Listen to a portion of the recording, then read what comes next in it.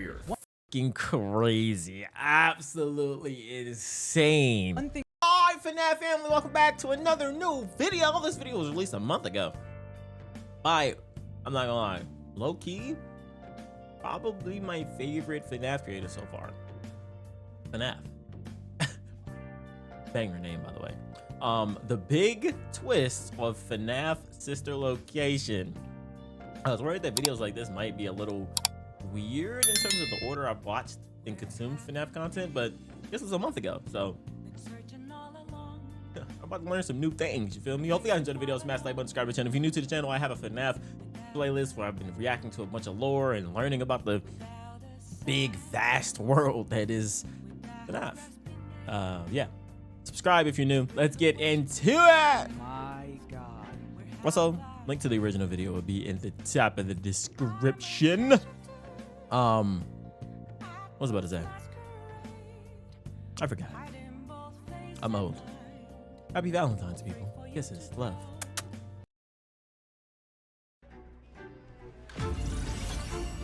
AR plush baby. What's she doing here? Oh, this is the VR. What you scared of, bruh? Oh, footsteps? I'm gonna cry. I'm gonna cry.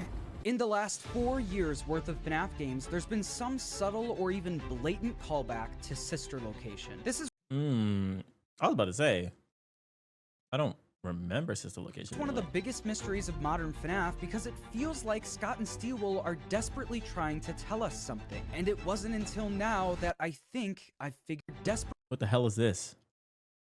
desperately trying to tell What are those arrows pointing at?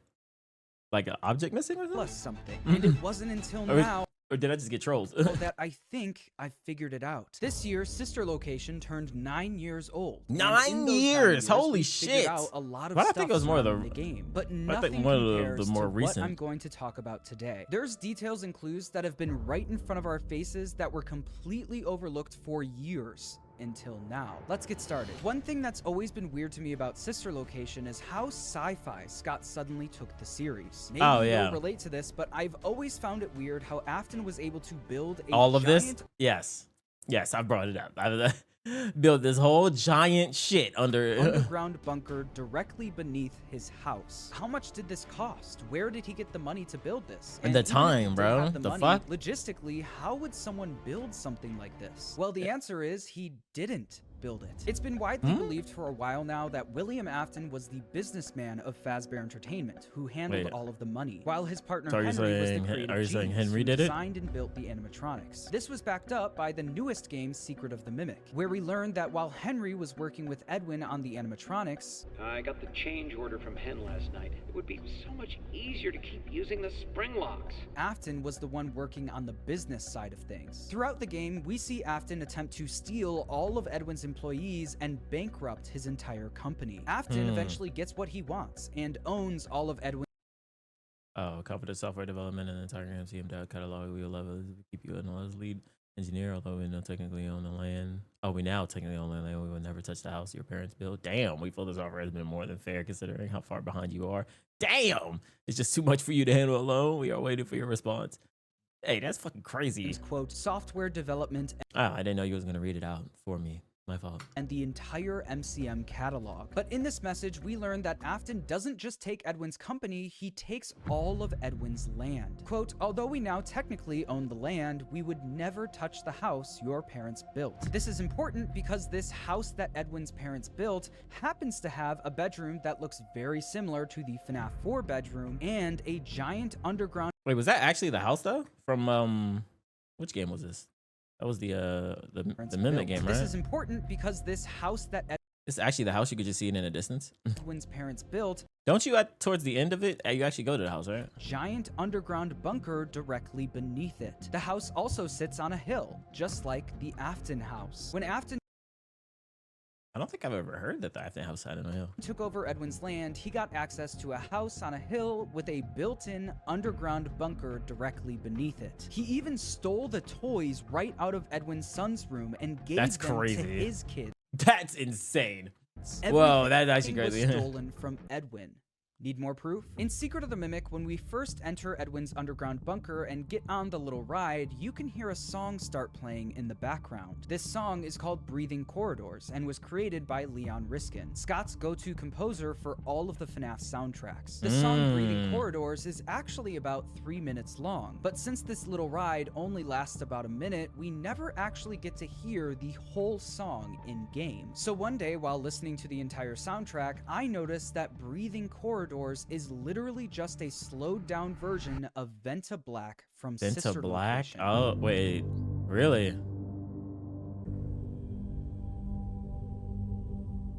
Whoa.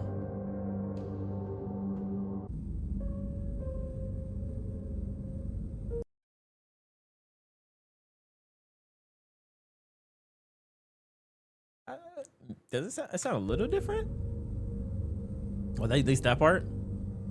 The songs are in the same exact key, have the same sound, and have that same 4-note Yeah, that's crazy. motif. This was just the cherry on top of an already solid theory, but after realizing that Afton My name is Jackie. Yeah, get banned. No.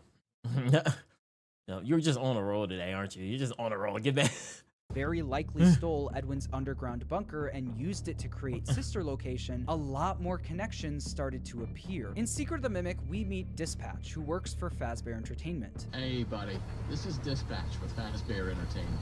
How are you feeling? Dispatch is the one guiding us throughout the game, but shortly after we enter MCM, it's revealed that M1 from inside of Mixes takes over and starts mimicking Dispatch's voice.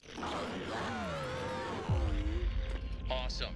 Glad to see you made it here without any complications whatsoever. This is important. Would you guys be upset if I actually started playing these games, but I low-key wanted to play like one of the FNAF games that allowed me to run around and shit? Not just like the OG play, like, you know, like maybe I'll get to the OG style, but you know, like I feel like running around is just more entertaining for me. Important because the Mixes machine containing M1 is I know you guys are getting mad. My fault. I retract my statement. located underground in Edwin's bunker. The same bunker that Afton would allegedly use to create Sister Location. This means that Afton seemingly would have access to an advanced AI that has the capability of sounding just like Dispatch. Glad to see you made it here without any complications whatsoever. Welcome to the first day of your exciting new career. I will be your personal guide to help you get started. If you don't know already, Dispatch from Secret of the Mimic and Hand Unit from Sister Location actually share the same voice actor. Oh, I was about to say, is it the same voice? That is I mean, well, unless he like voices other things in the games and Andy Field. While this isn't the first time a voice actor has played multiple roles in this franchise, okay. this specific instance feels more intentional. I think it makes sense that when Afton took over Edwin's underground bunker, he also acquired F10N4, which is an AI that contained the voice of Dispatch. This could have been how Afton got the voice for Hand Unit, but I don't think that's all he got. I think Afton also got his hands on the Mimic program.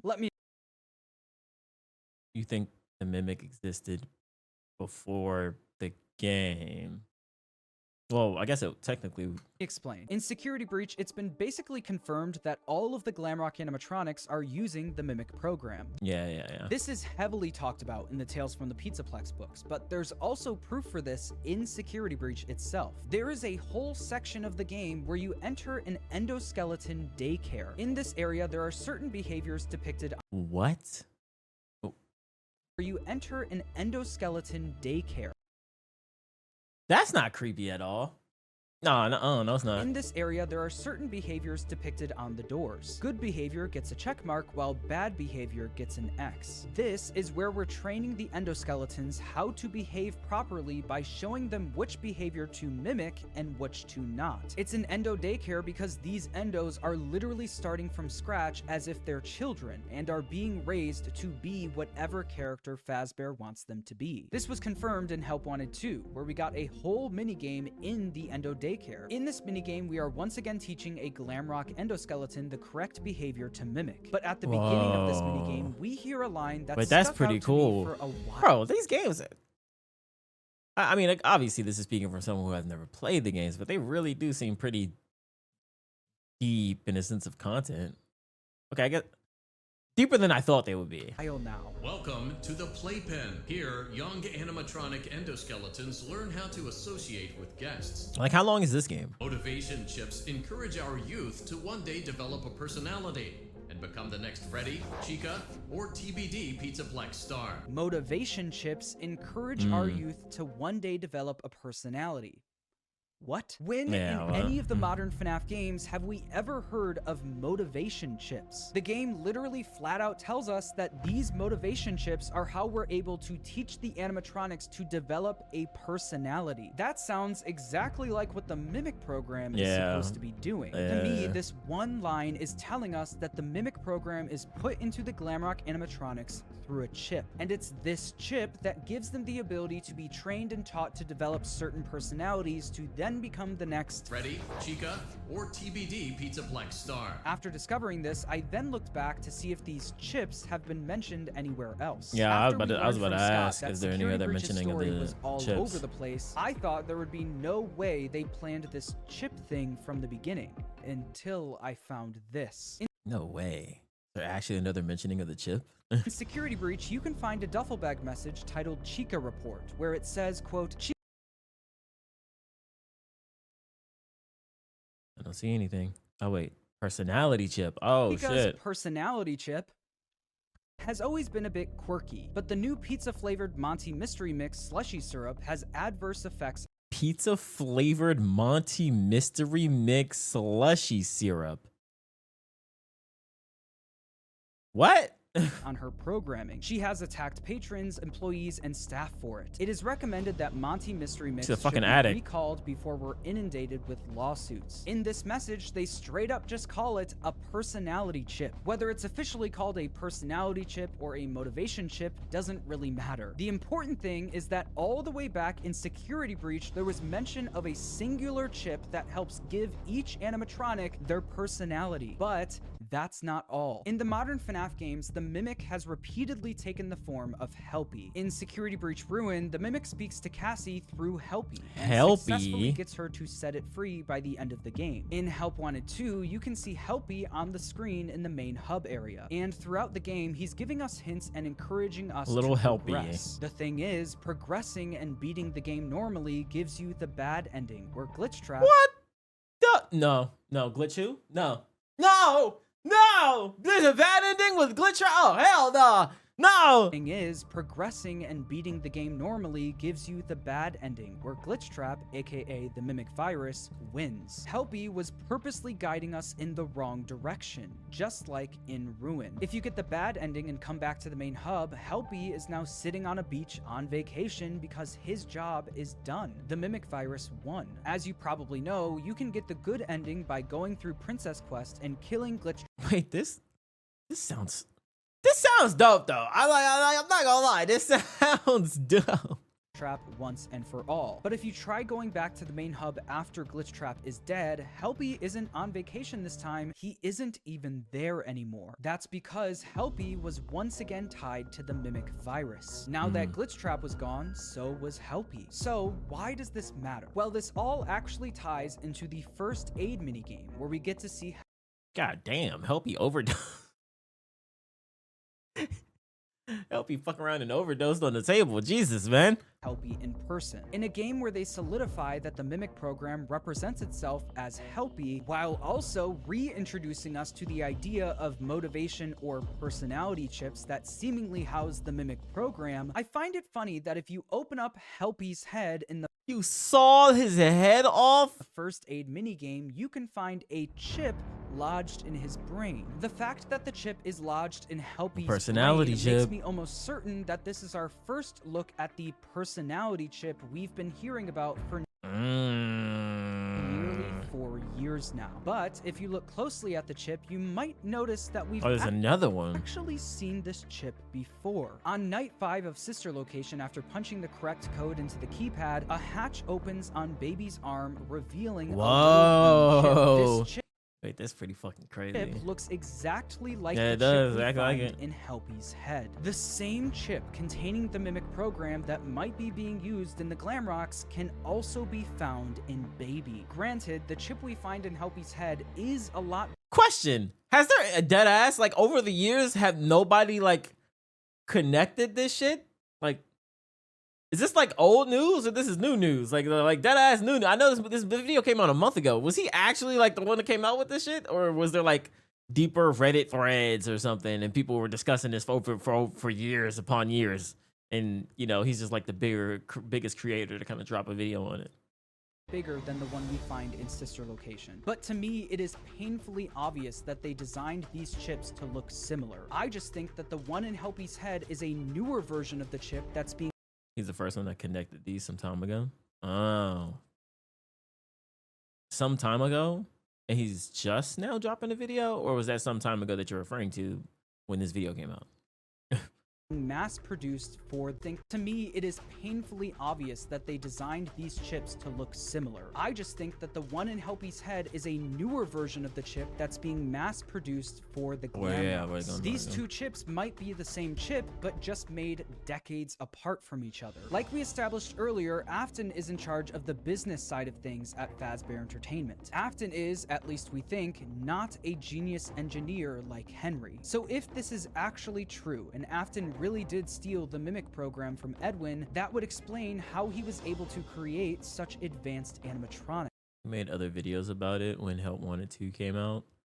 Here he also connects the mimic stuff since we got the mimic game. Okay. Oh, damn, bro.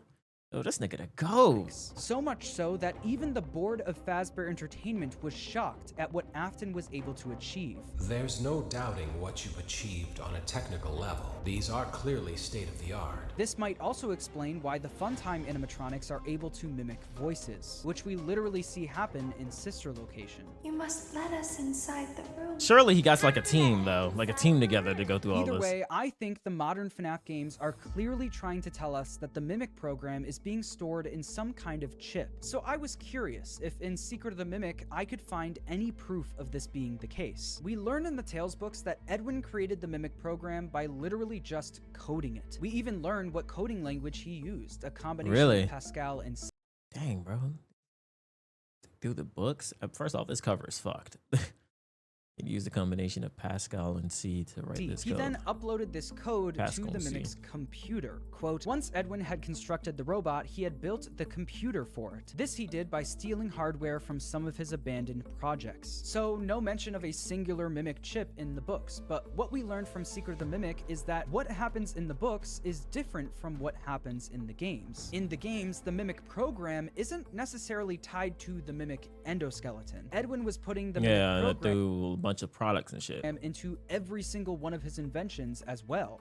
Another smart toy from Murray. I am always watching and learning. Our main goal in Secret of the Mimic is to retrieve the Mimic blueprints for Fazbear Entertainment. And towards the end of the game, we actually managed to reach Edwin's office and gain access to the blueprints. But right before we download them onto our data diver, we can see that Edwin called the blueprints the Mimic blueprints, with the obvious reveal being that Mimic is actually an acronym. In true FNAF fashion, Secret of the Mimic gave us the answer to the Mixes acronym from Ruin, Mechanical X-Form Experimental Storage, but in return gave us a new mystery in the Mimic acronym. This is one of those things that feels nearly impossible to figure out, especially because no one would have ever guessed what Mixes ended up standing for. The fact that Mimic is an acronym is interesting because throughout the entire game, Edwin always called the Mimic endoskeleton M1. I want to introduce you to someone.